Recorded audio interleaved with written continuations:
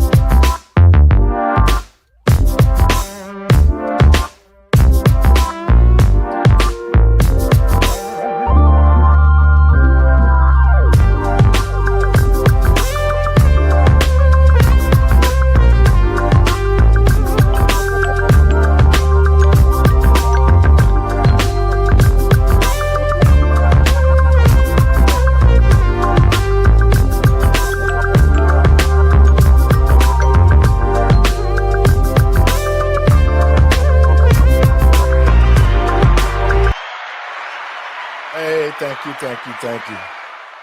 And welcome, folks, to the talk show, Let the Truth Be Told. I'm your host, Pastor David. And, folks, we got a conversation we got to have today. The Chicago Mayor, Brandon Johnson, has gotten in trouble. But first, let me give all praises to God and my Lord and Savior, Yahshua of Nazareth, who made it possible for me to be here and everybody else. Listen, to the people of Chicago and to the state of Illinois. Brandon Johnson has really lost his mind for the simple fact that the money that he stole, the lies that he has told is starting to catch up with him. He has also lost the trust of his own party. Now the Democrats are looking for ways to get rid of him. So what we're going to explore today, we're going to talk a little bit about some of the things that he has done and the problems that he has. But first, let me get my co-host in. Let me get Doc in. Hey, Doc. Hey, how you doing? Welcome to the show. Thank you for having me. Listen, the mayor here in Chicago has lost confidence in everything he has done. He has got down with the migrants, and the migrants have cost us $400 million. I just did a little search on that. Wow. And that money could have been used for the citizens here in Chicago. Correct. But he continues to try to downplay it as if, he has done nothing wrong, and yet he's doing a good job, and he keep coming up with my crime is low, this and that and low. But the people of Chicago are facing high taxes. They're facing crimes that the migrants are doing. It's been a total loss for the city of Chicago and the state of Illinois with Brandon Johnson and J.B. Pritzker, who are destroying this state and destroying our city. Your thoughts on that, Doc? Well, good morning. And again, thank you for having me on the show. And hey, everybody out there. Well, what's happening is it's become more about party and less about the constituents that put him in office, him and J.B. Pritzker. And this is something that I'm noticing. And it's not just the Democrats, it's the Republicans as well. Because, where are the Republicans to really speak up on behalf of the citizens of Chicago? I have yet to see any Republicans in Illinois speak really, truly out against Brandon Johnson. I mean, are they supporting him in the background? Where are they? I guess that's my question. Well, the problem is that the Republican Party here in Chicago is null and void. Most of them are rhinos. They have not stepped up to the plate. These are Democrats posing as Republicans.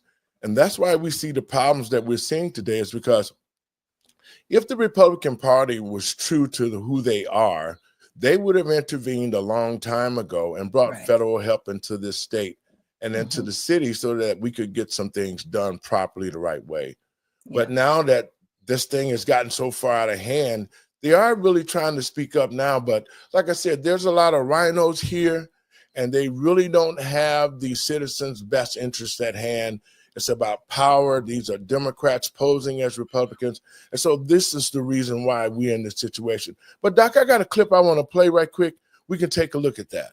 All City right. of Chicago already dealing with a massive budget gap this year of almost $1 billion. And now Mayor Brandon Johnson is warning the problem is not going away next year or even the year after. And he's putting together a working group to investigate that ongoing crisis. NBC5's Christian Farr has reaction.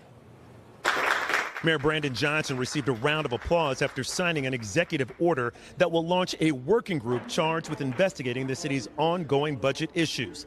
Besides this year's budget deficit, the mayor's office says the city is facing a projected gap of $1.12 billion next year and $1.32 billion in 2027. Largely due to the rising personnel, pension, and contractual costs that we have.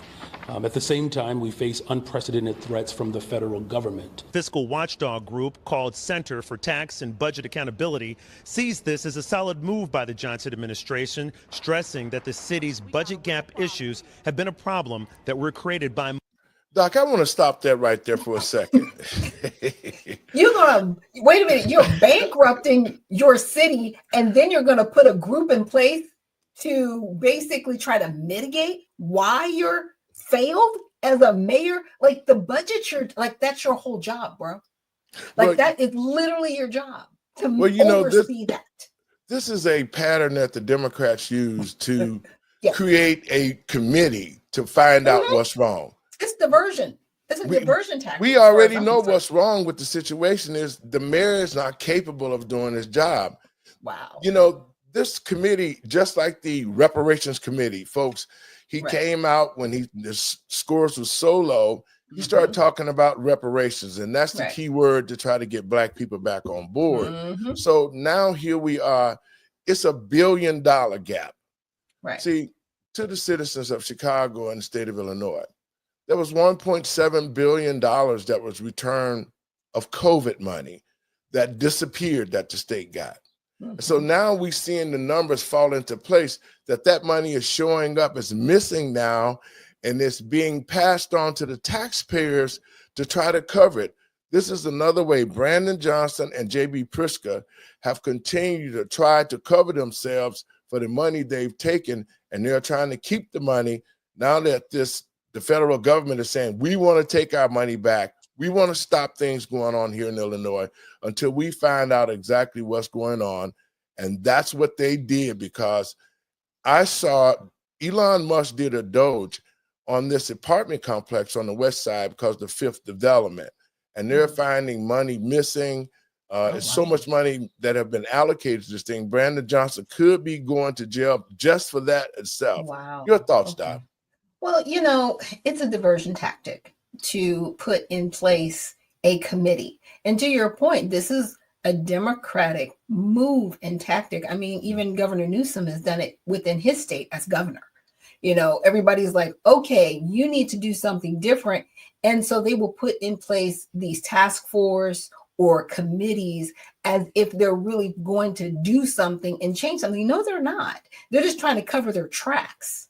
Okay. They're just trying to cover up the fact that they've done illegal activity, or they've completely, trounced their budget and not done their job as the officials they were supposed to for the people of the state or city that they represent. I remember when Brandon Johnson, was bidding for mayor of Chicago after Lightfoot.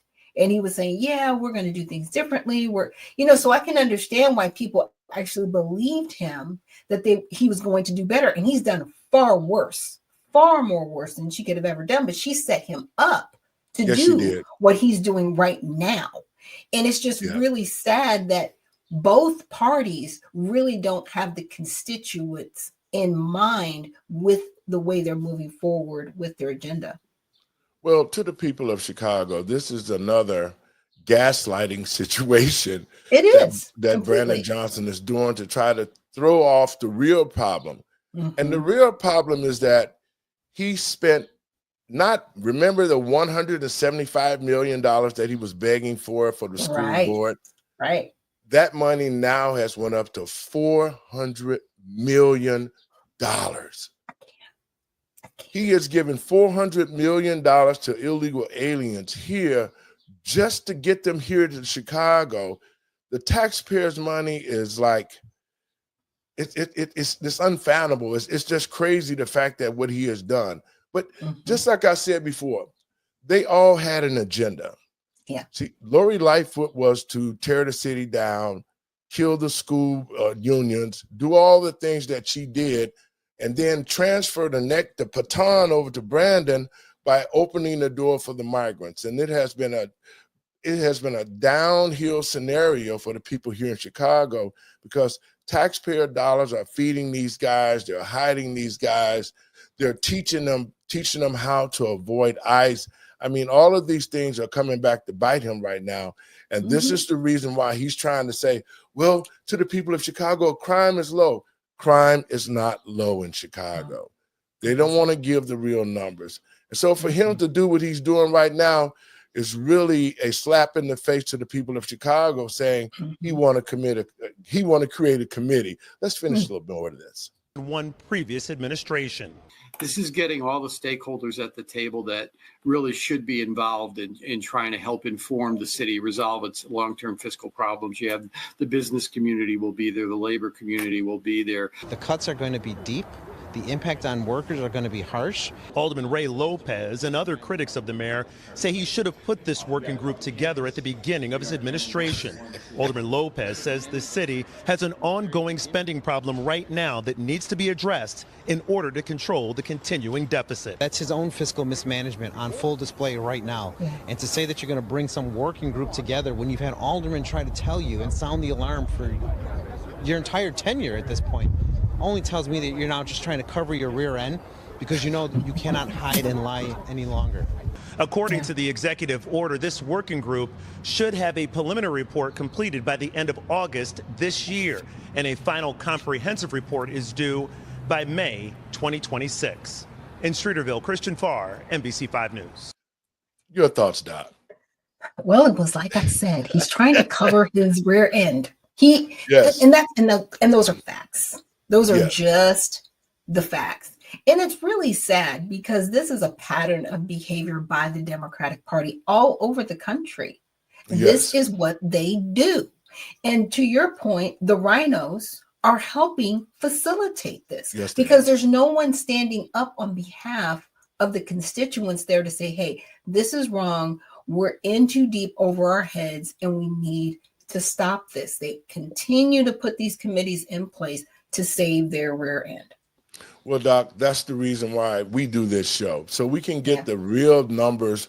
We can get truth to the American people, especially the Yes. people here in Chicago, about what's going on, because he has really, really put himself in a position to be impeached. And we have here in Chicago, I want to say this, it's every man for themselves, Doc. And it's sad. And now that they see Brandon Johnson in trouble, the Democratic Party has turned against him. Oh, yeah. Oh, Yeah. yeah. I also wanted to add, when you say he says that crime is lower, I need people to realize they're not counting the migrants within those numbers, because they're not citizens. They're Yes. only counting crimes that happen with citizens, because they're not even considering, in the most part, these people residents. And somebody else brought up a really good point. There's going to be another census possibly done. And I want to say that was Marjorie Taylor Greene. And she was talking about how, Democrats will try to gerrymander and redistrict based on the numbers that they have to get more representation in the House. And if they do that, it's going to gain them 20 more seats in the areas where they have these illegal migrants. Because see, the census doesn't necessarily count citizens, it counts residency. And that's where we really have to go, okay, no, you cannot be counted in the census if you are a resident because you may not be here legally. So therefore you can't be counted. But this is what the Democratic Party is trying to do. Well, they use the play on words. You know what I'm saying? They're saying, Absolutely. well, you know what? These are not citizens, but they're residents. Residents. See, that's the big difference. And that's how they're trying to justify this is a resident of the state of Illinois. Even though they're illegal, they are not even residents of the state, but they are illegal. And this is what's happening to here in Chicago. And I just think that if the citizens have woke up. We see people like Danielle Carter, myself, and those who are watching this thing closely saying to the citizen of Chicago, it's time for a change. It's time for us to get away from under the thumb of Brandon Johnson. And that's the reason why I'm running for mayor of 2027. So we can bring back some honesty and integrity to that office. You know, there's so many things that he has done illegally that he continued to do that the people of Chicago are not aware of, but it's all coming out. And now check this out, Doc. Remember when the illegals got to Chicago, all the aldermen was in cahoots with Brandon Johnson. Yes, they were. Yes, and they were trying to find ways to continue to support the money, bring the money in so that they could help the migrants. Now, all of a sudden, all these aldermen are up for re-election. And they know what they have done to the citizens of Chicago. Exactly. So now the people here in Chicago are seeing the aldermen saying, hey, guess what? We're on your side. So what we need to do and what I plan to do here is we need to run a ticket. All of those aldermen who have been with the mayor all this time, the lying, the cheating, the stealing, now they're turning against Brandon Johnson because they know they want to be reelected. Your thoughts on that? Well, you know, you just have to point these people out. And to your point, run as a ticket and find people who have trust in the community, not to do wrong by the people, but to do right by the citizens of Chicago. Because see, Cook County, look, they made a whole musical about it called Chicago on purpose. I mean, they Murderous Row. Like there's so many songs. And I know that they weren't trying to make fun of Chicago, but they pointed out the criminal activity way back then. This has been going on for well over a century within Chicago. And it's so sad that criminal behavior has gotten such a foothold into one county in particular within all the United States that's known for criminal activity. It's time for a change. And it's time for a rebranding of Chicago, right? To be on the other side of the criminal behavior. That's all I'm saying. It's time for a change. Well, Doc, listen, we going to revisit Brandon Johnson, but now to the American people and patriots across this country, let's switch gears. All right. Now, the Democrats was crying about China. They was crying about the Ukraine. They said the tariffs will never work, that we would be in hot Kemp, whatever. And it has not happened. President Trump has already made a deal with the Ukraine that's going to be successful. They bring economic backs to the United States. The Democrats said that will never happen. The tariffs are going to destroy us. Yes. He also did a big trade deal with China. Now, when he came against China, they were saying, well, this is the end of Trump. Trump has done this, China this. China buckled. Yes, they did. Those high tariffs cost them because it's just simple. See, China doesn't allow American goods to be sold in China. That's right. But everything that China sells in America makes trillions and trillions of dollars off of it. And under Joe Biden, China did whatever they wanted to do because they knew Joe was not strong enough to stand or do any dealing because the American people was not behind him. But now that Trump had stepped into the middle of this thing, he's got the deal with China. He has done the deal with the Ukraine, and he also did a deal with the Saudi Arabia. Now, those are wins. Yeah, they are. And the fact of the matter is that one of the Saudi states wanted to give the United States a jet. Now, we want to hit that right quick. a Okay. plane and so forth. Qatar. And that, yeah, in Qatar. But the sad thing of it is the Democrats are kicking against it, saying, well, you know, you can't do this, you can't do that. If it's a gift, and all of them can receive gifts, just like Brandon Johnson receiving gifts from different companies and different, you know, things that were sent to him. So this is the big kick now. They're saying he shouldn't have accepted, he shouldn't do this. But why not? Why shouldn't we accept this jet? Well, this isn't the first time that Qatar has given gifts to the United States. But, you know, when you're given a gift like this, there's always that question of, is this a quid pro quo situation? What do you want, Qatar? You know, but here's the thing. They're not giving it to President Trump individually. It's actually a gift to the government. Yes. It went through the process of the DOD. So it went through the Department of Defense saying, hey, we want to give this to you as a gift. And me, you know, I'm a paralegal. I work for a high-end company, and we could only get something worth $25. And Right. it was always, who's giving you the gift? Why are they giving you the gift? What is their intention behind it? And will later on, they'll say, okay, we gave you this, we need this in return. And I think that's the lingering question for those asking, why would they just all of a sudden give a $400 million gift? Now, if this was like the last 6 months in 2028, I really wouldn't raise an eyebrow. I'd be like, okay, cool. It's on its way out. It's going to go to the presidential library, whatever. This is at the beginning of his second term. And I'm like, okay, what you want? what you want, bro? $400 million? You want something? You're not saying it right now, but I've never known Qatar to really ask for anything. Now, they do work with the United States. I have a cousin. She actually, you know, got a job over in Qatar, and she was there for a little over a year, and it was great. She really enjoyed it. But it's looking at, okay, is anything in the relationship going to change because of this plane? I think that's the bigger question. Well, the Democrats have no right to say nothing. They need to just sit down and shut up from this point, because everything that they've said about President Trump is dealing with the economy, the tariffs, have just fallen back into their face.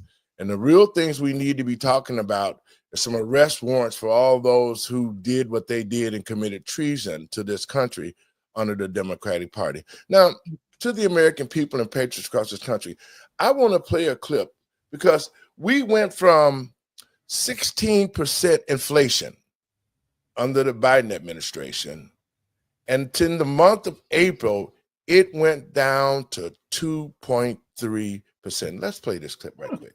Nice. Soaring today in the wake of that U.S.-China trade truce. For more on the rally and what it does mean for investors moving forward, let's welcome in now Christian Chan, Asset Mark Chief Investment Officer. Christian, great to see you on set. Thanks for having me. So the U.S.-China trade truce, we'll call it, Christian. I mean, the market's clearly very happy about it. Are you as excited about what you're reading today, the headlines, the reports, Christian? You know, I am cautiously optimistic on what this means. And in my view, what this really means for markets is that the worst case scenario is largely taken off the table. And when I think about market expectations, I really do think about the probability weighted view of what might happen. And if that worst case is off the table, then I think there's really good reason to rally. But rally from here, I mean, as I was talking about earlier, if you look at the year to date now for the S&P 500, we're not much change. We're down like less than 1%. So yes, the worst case scenario is off the table. But if you look at where we were January 1st, there are now 30% tariffs on China. There are 10% tariffs on everywhere else in the world. So does a 1% decline in the S&P 500 year to date price that in? You know, I think it actually prices in a potential range of outcomes. And when I kind of think about what happened over the weekend, again, that worst case is off the table. And as long as companies can adjust their supply chains over time, I think they'll continue to be able to grow earnings. And that, I think, provides a little bit of an off-ramp, if you will, for the equity markets in order to continue to grind higher. So, Doug, let's stop that right there for a second. Now, to the American people and patriots across this country, remember when President Trump said he was going to implement these tariffs? The stock fell crazily. Right. The American people were sort of shaky, and the Democrats was running around hollering, I told you so. I told you so. Now look at the economy. The economy is on the upswing. Yes. We're back in control of our foreign relations with different countries Yes. all over this world. Mm-hmm. American companies are coming back to the United States so that they can enjoy the fact that our economy is doing good. I mean, here we are looking at a 2.3 inflation, down from 16% under the Democratic leadership. Your thoughts, Doc? Yeah, you know, and President Trump stated in the beginning, he's like, look, it's going to be a little bumpy. It's going to be a little rough, but we're going to make it through. Just hold on with me, right? So he prefaced it with, okay, the markets may go down, but you'll be fine. Now, to anybody who bought when the markets were down, good on you. Because you got a nice little bump there. You buy low and you sell high or hold, right? And so, you know, I would like to see how many Democrats and Republicans, you know, what were their trades going? I'm going to actually find that website because there actually is a website that follows their trades in real time. And I want to see how many of them, while they were yelling and screaming, oh, he's going to destroy the markets, were buying and selling at that time. Because it will be very telling of each of them, how they were moving in the background, you know, during that time. Right. And how the markets were going. They're so disingenuous, you know, unfortunately, the individuals in our Congress, and also saying, you know, this is what the worst 100 days. Maybe it was the worst 100 days for your party, because it was very telling of how you could have closed the borders, you didn't. How you don't want to take men out of women's sports when you have the opportunity.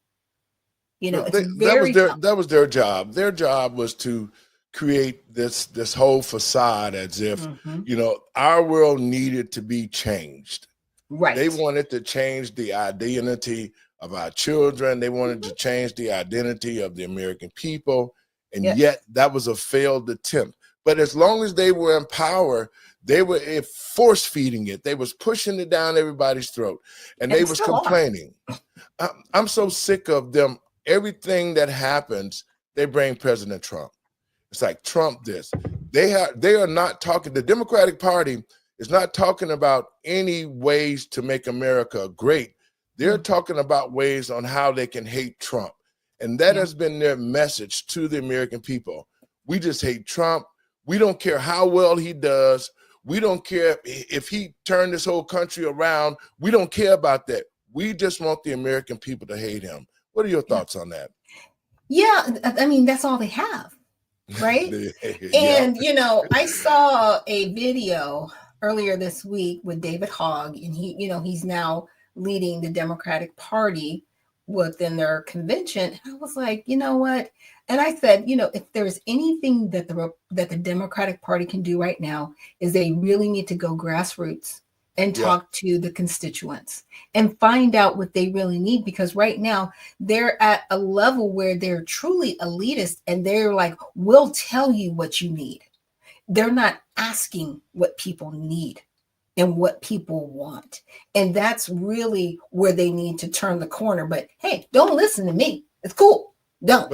Because you're going to find yourself out of a job in 2026. And that's for the Republicans as well. You know, Redemption Party, we're here. Check us out. Just saying. Listen, to the American people and patriots across this country, now that we can see, even to the Democratic citizens in this country, you can see the change at the grocery store. Prices are down. Gas prices are down. Oil prices are down. Everything that Trump said he was going to do, he has done it. 99% closure of the borders. There's no more crossing like it was a million. We got over 20-some million illegals in this country. And it was all done by Joe Biden and Kamala Harris, the borders are, when she opened up the borders and let them in here. And now we can see the reprise of our country with President Trump making a deal with the Arabs. Now our economy is starting to go up instead of go down. So I want to play a clip about the Consumer Price Index. Let's check this out, Doc. One of the most important metrics at this point in time, up 0.2 on headline, and that is a tenth lighter than expected. And do remember, in the rearview mirror, at least up to now unrevised, that -0.1 was a 5-year low. Let's strip out food and energy. Up 0.2, also 1/10 light to expectations, and it follows up 1/10, which was a 4-year low. Let's take a broader view. Move year over year on headline 2.3. Yes, you guessed it. 1/10 lighter than expectations, 1/10 lighter than the rear view mirror, and it also now represents a fresh 4-year low because it's lower than our last look, sequentially lower. And finally, year over year, X food and energy, known as core, comes in at 2.8. That equals expectations, equals our last look, and equals the fact that it's a 4-year low. Now, I like doing the indices. This is a CPI index. It goes all the way back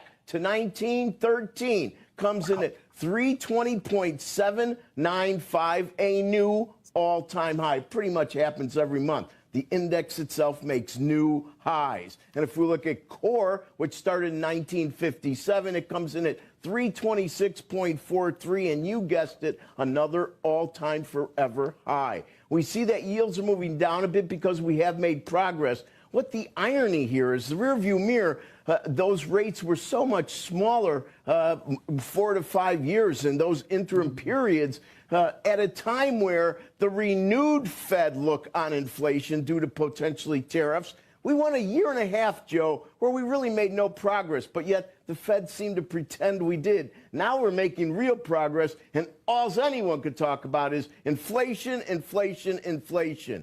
Back to you. Your thoughts, Don? That's very telling. Yes. It's extremely telling of just how biased the feds are, right? Yes. And depending on who's in the seat, we'll just say that, they move in a certain way.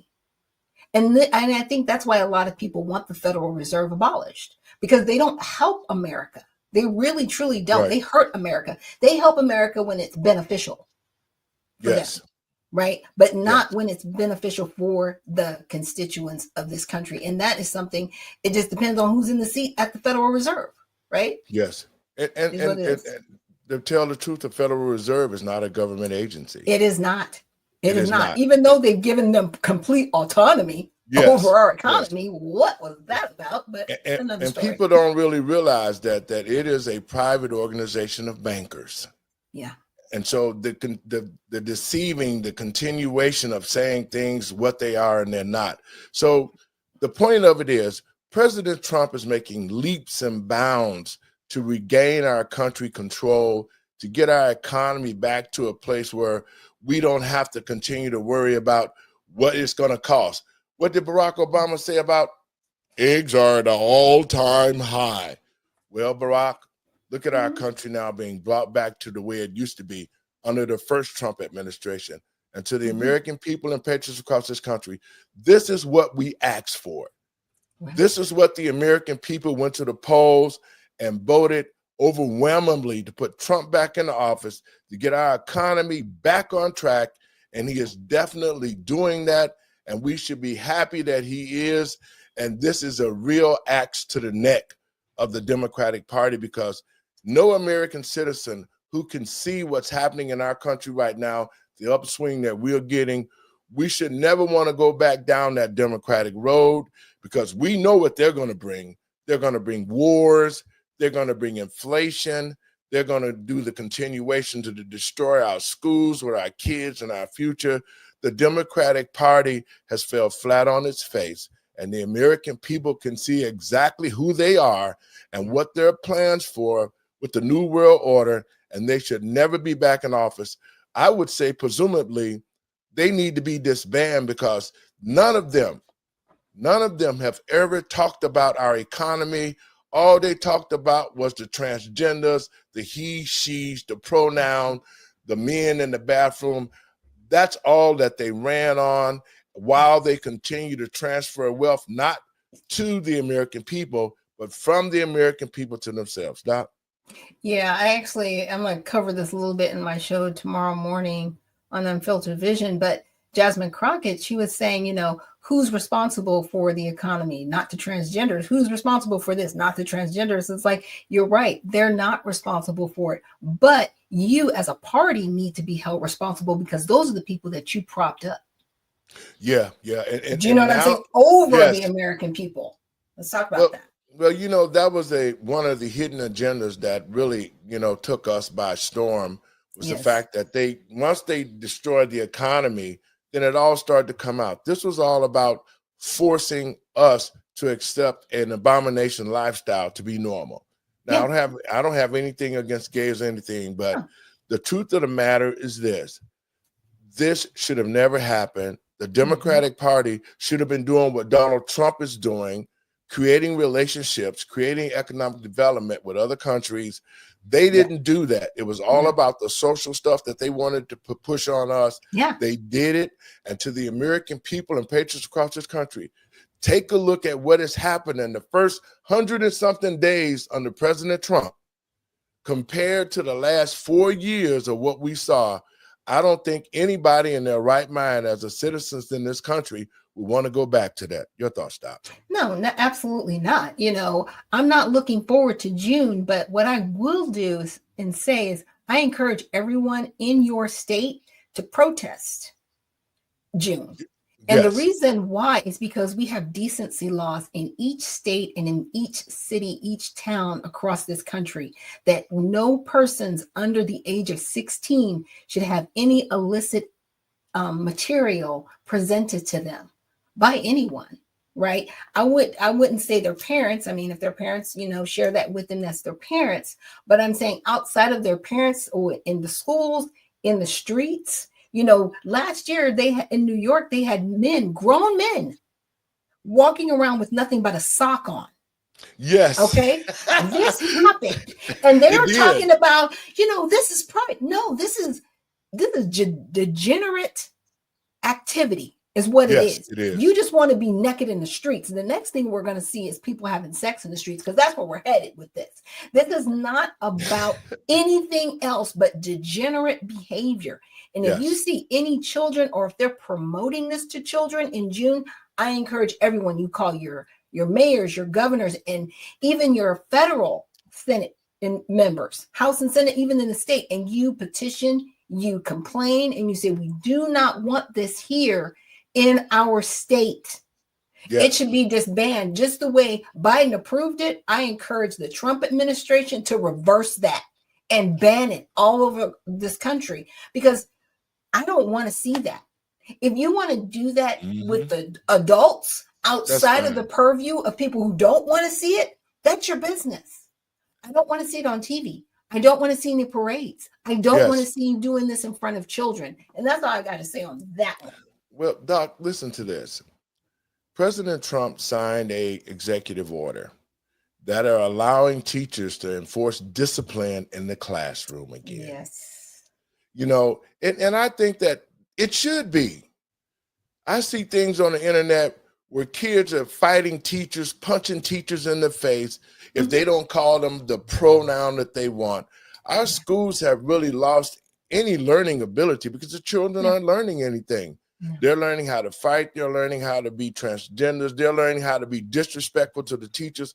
That's why they're not learning anything, and they're graduating a bunch of dummies. So I would say discipline in the schools, it should be.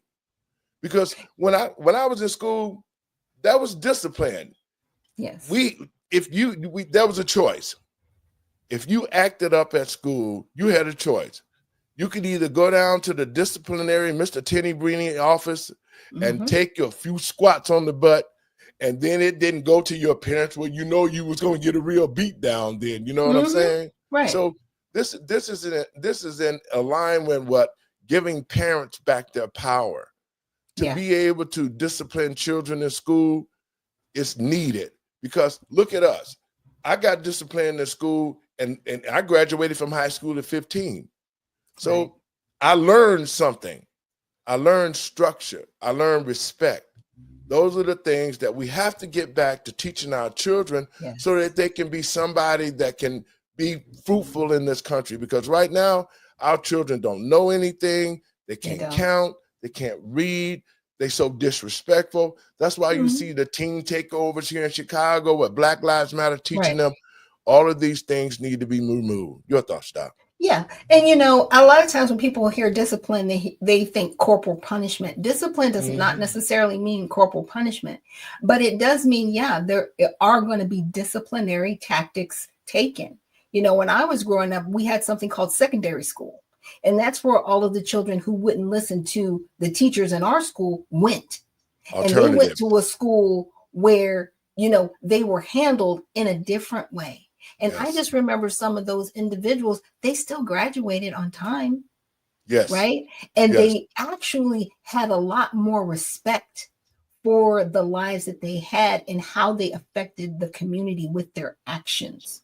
They really were taught discipline in a way that they needed. We do have military schools. We do have, things in place for children that, maybe primary, the schools that they're going to, it might not be for them, but the children there that want to be there shouldn't have to suffer and be disregarded because of the children that need more attention and are acting out because they're not getting that attention at home, or whatever's going on with them mentally. They need a little bit more care in different areas, and we need to put people in place that are not going to encourage behavior that is not suited to them, which means, i.e., stop trying to turn every child into a transgender just because they can't sit still in class.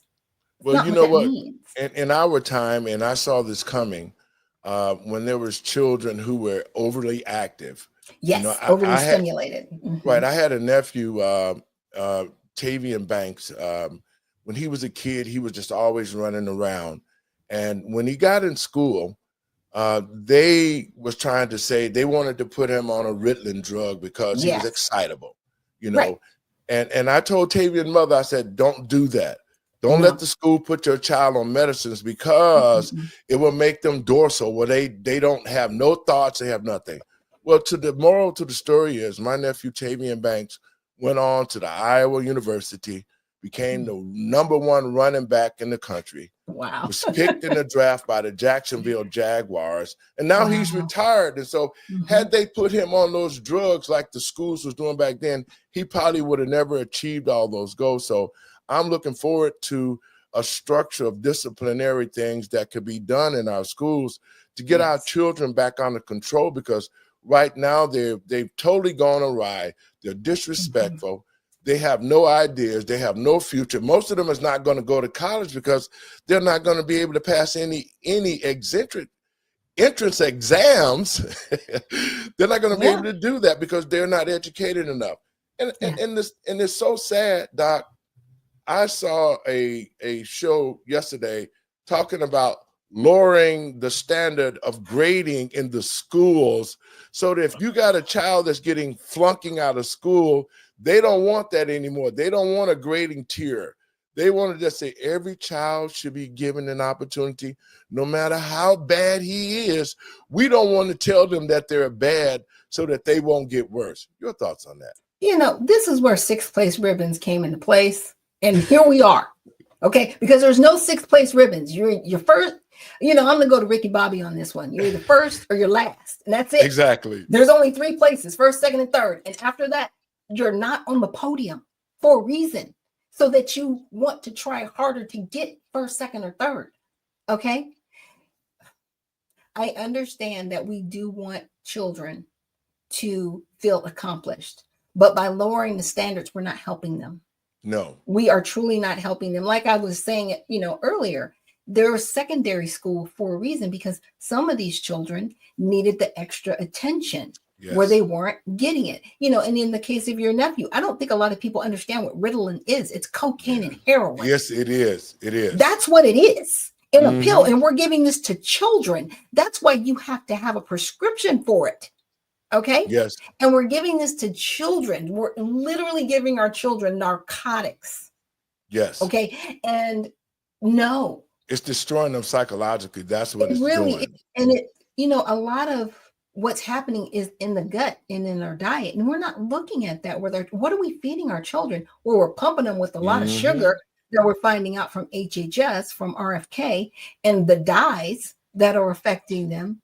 those are the things we need to look at. Why is this children here? What's their diet? Let's check out that first. Okay. Yes. So this affects them after they eat. They're kind of bouncing off the walls. Well, maybe they shouldn't eat that. Okay, let's let mom and dad know, like, hey, we see that your child, they're affected by this. What are they eating at home? And really start to have that parent, child, teacher relationship. And that's how it should be. We're supposed to have a relationship with the educators that we send our children to, or, the children that are homeschooled. Why do they do so much better? Because somebody actually cares. Exactly. And That's they're all it actually is. learning, and they're actually teaching them. What? I listen to the radio, and on the radio, rappers say curse words, right? Why are we still beeping out curse words, but you're teaching children to have sex change operations? You're showing And them all that other kind of stuff. Right. You can be naked and put a sock on your penis and walk around like that's covering yourself, and let our children see that. The radio industry needs to stop that. If it's a curse word, let it go, because if you're letting all this other stuff go and our children are seeing it, what good does it do for a curse word to come up and the stations bleep it out like bleep, bleep, bleep? Well, there's really only 3 words left on the list, and it's down from like over 3,000 words that you couldn't say. Okay, from 3,000 to about 3. It might be at 2 at this point. But I know there's 3. There's M, F, F, and SB. I'm just telling you. Those are the only 3 that you won't hear on the radio. You're going to hear everything else. Exactly. Everything else. And you know what? And you're right. And that's because we have no more shame. Right. There's no more shame in this country. People do not feel ashamed when their 3-year-old is saying these lyrics in the grocery store. There's no more shame. You see kids twerking on videos all over the internet. And, that comes back to parenting. That comes back to being, wholesome. Like, when did we lose this? Because we allowed Satan to start running our schools. Yes. And our teachers and our parents. And a lot of people are going to say, well, this isn't about Satan. Yes, it is. This is a spiritual warfare. We are spiritual beings, period. Yes, we are. And we dropped our guard, trying to be nice. Yes. Trying to say, well, this is okay. Well, Jesus said a little bit of yeast. Yes. That's all it takes. That's and all it here takes. We are. Now, Doc, you got some stuff that you want to discuss today. Let's get to your agenda. Go ahead. Tell our listeners what you're going to do. Okay. I wanted to talk a little bit about, and I won't go deep into it, remember when Donald Trump actually made the cartels and the different gangs terrorist organizations. Yes. Okay. He dubbed them terrorist organizations. Well, come to find out that these terrorist organizations were working with American companies. So these, Wait a minute. How is it that an American company could actually work with a cartel? For what? That they're totally illegal. They're selling fentanyl. They're doing all these things. Explain that, Doc. Yes. So the American companies that were located like maybe in Mexico or some of the border states, they were working with the cartels to pay the cartels off so they could do business and have passage. Now, you would say, like, why would you be like the mob paying off these cartels so you can do business? Because that's how business is done in some of these countries. That's what's going down. But, I don't have the article here in front of me, but the article basically stated that you have U.S. companies that were kind of upset with Donald Trump dubbing the cartel a terrorist organization, because it was like, well, you're making us look like we're working with a terrorist organization. Well, you are. And you have been for a long time. They just weren't classified as such. Yeah, you're going to have to stop working with the cartel. But then where does that leave you? And that was the bigger question in the article. It's like, oh my gosh, he's done this and it's left us wide open. It's like, wait a minute. Am I living in upside down land? Excuse me? Are you really telling me you were working with the cartel doing business? Like, you're admitting to criminal activity and making it seem like it's Donald Trump's fault that he's called them out. Very unusual behavior that we have. Yep. And, the companies that are doing this should be held accountable because for the simple fact is this, President Trump has stepped in to the drug arena, to the pharmacies. He's lowering all sorts of medical costs for our citizens and our seniors. He's revamping things that have been in place. You know, the fact that they were using metformin for diabetes and all the insulin and all the prices were sky high. It was him who implemented that $35 piece that you couldn't go higher, because I'm a Medicare advisor. That happened under his first administration. Then Joe and them came up with the Inflation Act, and they've changed everything.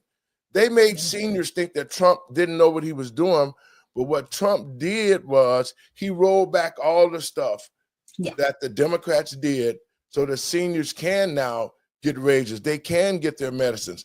Why in other countries that medicines are so low, and here in the United States they're sky high, and most seniors are on fixed incomes and they can't pay for it?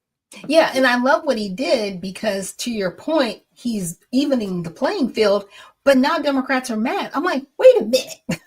Wait a minute. He started it. You guys actually put it in the Inflation Reduction Act and lauded it and said, hey, look at what we're doing.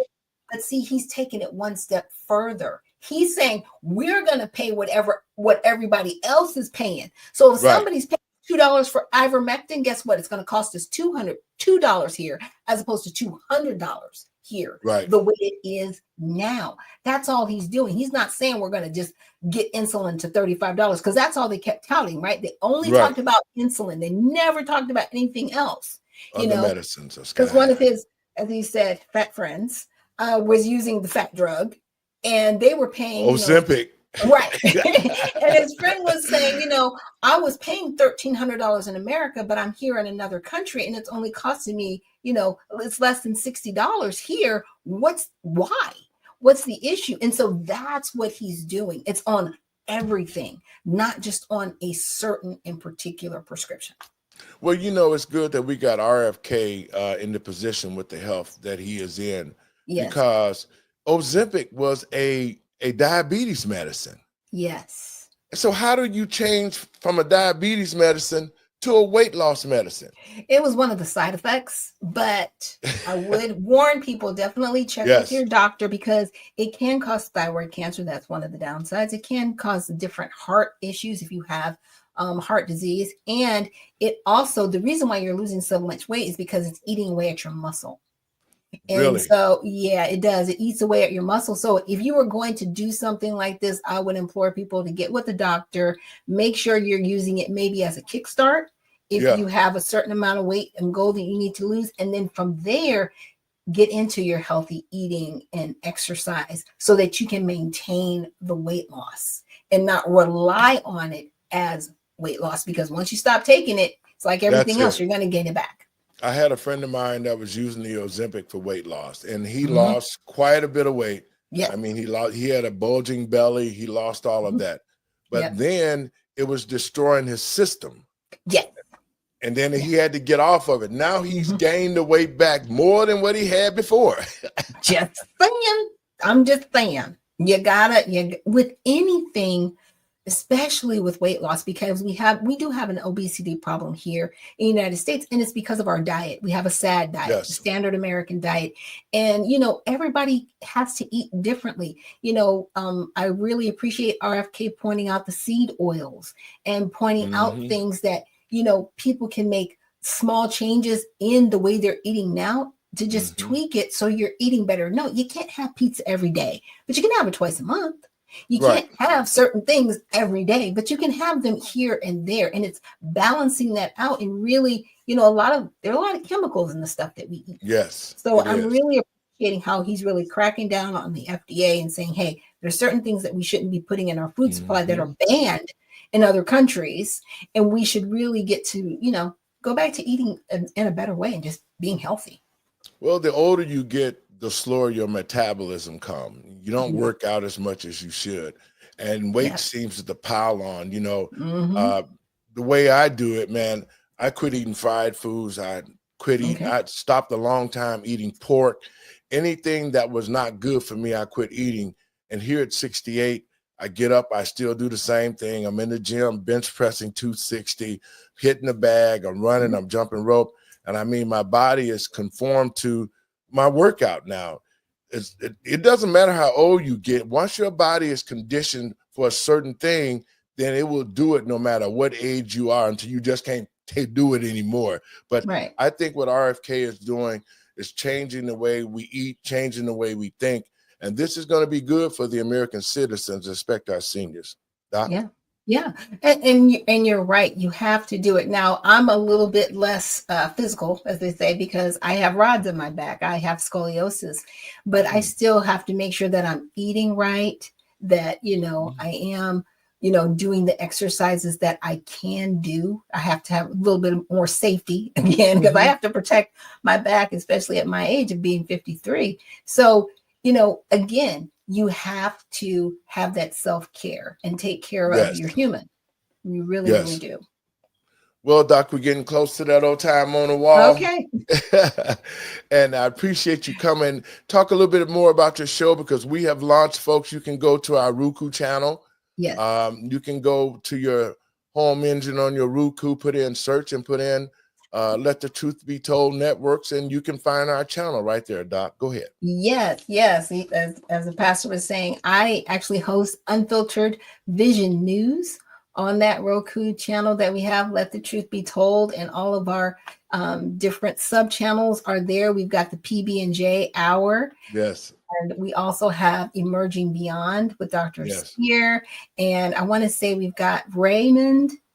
It's a Raham. the Raham show. So we're just, we're adding different shows to the network. We're really, really excited. And we really just want to bring you guys the best content and information out there, because there's a lot of voices out there, but we're really sticking to the Smith Month Act, and we're making sure that we're not propagandizing you guys, but we're actually giving you the information the best we can as we can get it, so you can be informed.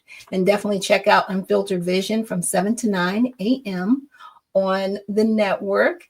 And I also go live every morning on X and on YouTube and Facebook. Doc, thank you so much. And we look forward to channel be launching full force after a while. If you have sponsors who want to advertise on our network, you can always reach us. Call me at the number running across the screen, 708-663-5262. We'll be glad to have you part of our network. God bless you, Doc, and we'll talk soon. Okay. Folks, I want to thank you for tuning in to the show. These are my last words. To the American people and patriots across this country, we must continue to give time for President Trump to do his business, to be the president of this country, so that we can get back on track. We can see that the Democrats was wrong, that the tariffs worked. We got to deal with the UK. We got to deal with China. Our economy is down from 16% inflation to 2.3 this month. We got a dib on the table with the Syrians. This whole thing that President Trump is doing, he's doing it to make our country great again. So let us support him. Let us continue to stand up for righteousness, so that we ourselves, we the people here in the United States, can get back on track and get our country back flowing again and respected across the world. God bless you. We'll see you tomorrow.